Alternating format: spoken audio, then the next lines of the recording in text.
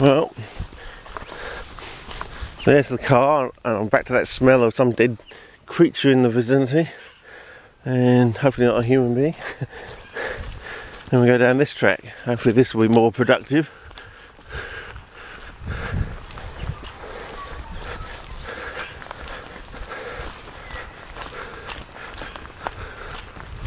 Otherwise I'm going to have to make another trip to find these boulders with these sort of aprons on them.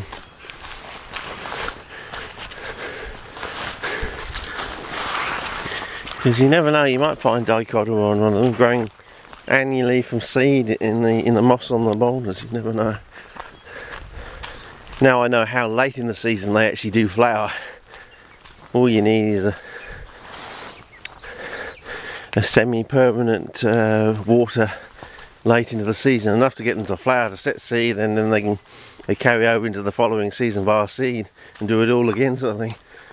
So they could be sitting there.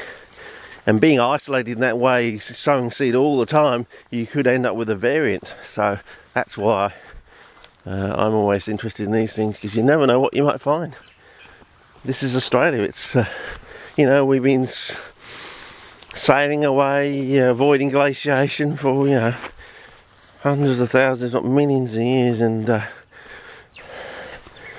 you know, there's little pockets of all sorts of things here and there, still yet to be discovered. And that looks quite good. There's a bit of podzolarization going on there, so you never know.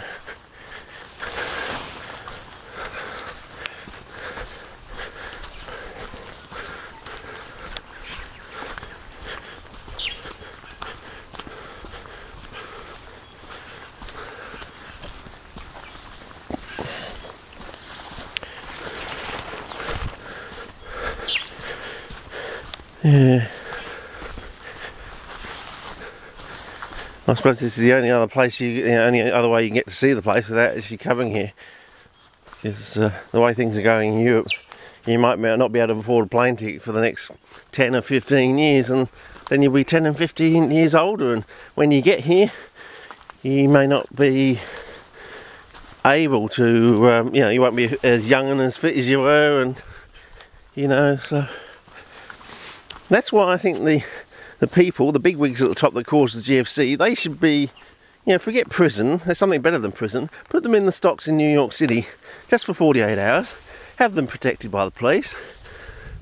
But so that you give them the fame of the Beatles, but for all the wrong reasons. So wherever they go in life after that, you know, oh, you're not coming in this restaurant, mate. I know who you are. You're one of those persons that caused the GFC. Bugger off. And that's what they get for the rest of their life.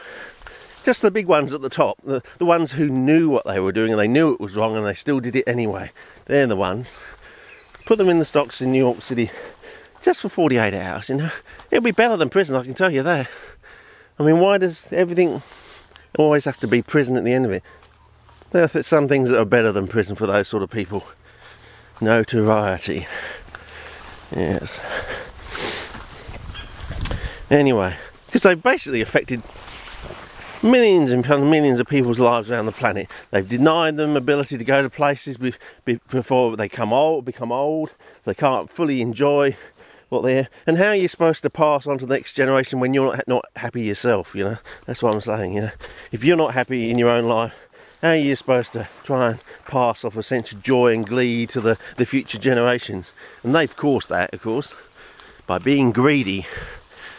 And it's time that the FBI went after them and called them to account, I reckon. That's what the FBI is there for, part of their charter.